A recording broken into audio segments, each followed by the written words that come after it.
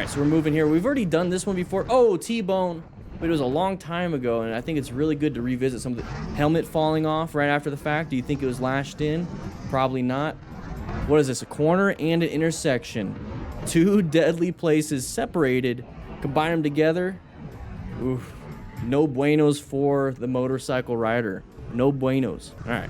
Moving on. What stage do you think speed was a factor? Ego? Positioning? What do you think was a factor in this? Write it in the chat. Write it in the comments. Timestamp it, by the way, too. That'd be great. What is it that we could have done better? Thankfully, if we're thinking about it after the fact, it wasn't that bad of an issue. But what could we do better? And this is why I like to go over these after action reviews of these crashes and close calls, because I'm glad I'm not this person. I'm going to learn from what happened to him versus what's going to happen to me.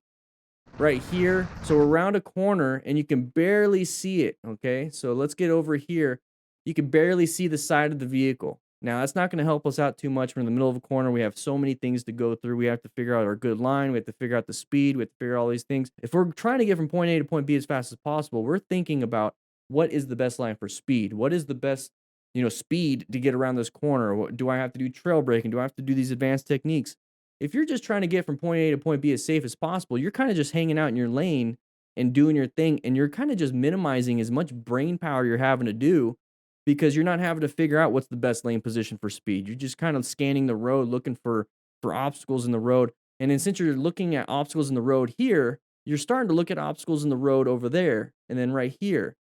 Oh, my hand's kind of gone. So when we're going this way and we see this, okay, not a good situation. What is a clue that can really clue us in? Clue, cue, whatever.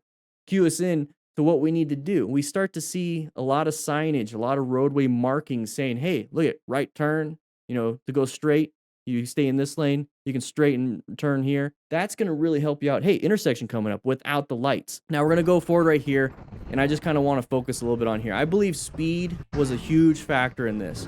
So this is the moment we start to apply some brake pressure. We have that side of the vehicle coming, and then as soon as we hit, bam, right there. Okay, so now we have that frontal impact, pelvic injuries, leg injuries, head injuries, hand injuries. Now we're in the situation where situational awareness and fundamental skills doesn't mean anything. We just collided with something. What's the one thing that could really help us out here? And that is going to be having some gear. So he's going to go up and over, high mechanism injury. As soon as he gets down and up, his helmet kind of falls off. So take a look right here. His helmet's going to fall off. There we go. I'm not slow-moing it. That is way too easy for a helmet. Maybe it's not fitted right. Maybe he doesn't have the latch, the retention system going on.